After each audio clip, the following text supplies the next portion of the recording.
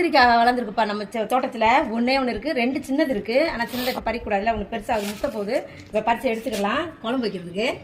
எப்படி சாகி கட் பண்ணுறாரு மேலே இங்கே பண்ணணும். அவனுக்கு ஆசை நான் கட் பண்ணணும்ப்பா. வருதா? லைட்டாக இருக்கு.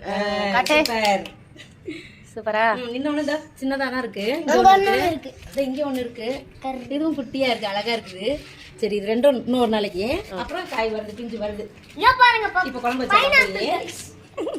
வச்சிருக்கோம், இப்பதான் வருமானு பாக்கலாம். வாட்டர் மிலான், நாங்க வாட்டர் மிலான் அதை வச்சு அது வாட்டர் மிலான் மாதிரியே தெரியல. இப்ப இங்க 2 வந்துருக்கு வாட்டர் மிலான். இதுதான் இப்படிதான் இருக்கணும் இலை, வாட்டர் மிலான் இலை. இது இப்படி இருக்குது. எதுன்னு எங்களுக்கு புரியல, கொடுத்தாங்க வாட்டர் மிலான்னு சொல்லி.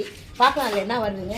மல்லி பத்தியா, மல்லி பாரு அடுக்க கொத்தா பூத்து இருக்குது பாரு. நிறைய வந்து அம்மா உரம் போட்டது, நிறைய நல்லா பூ பூக்குது. நம்ம தோட்டத்து வெண்டைக்காப்பா இது எல்லாமே இவ்வளவும் வந்தது. இப்போ ஒரு வாரத்தில் எடுத்தது இது.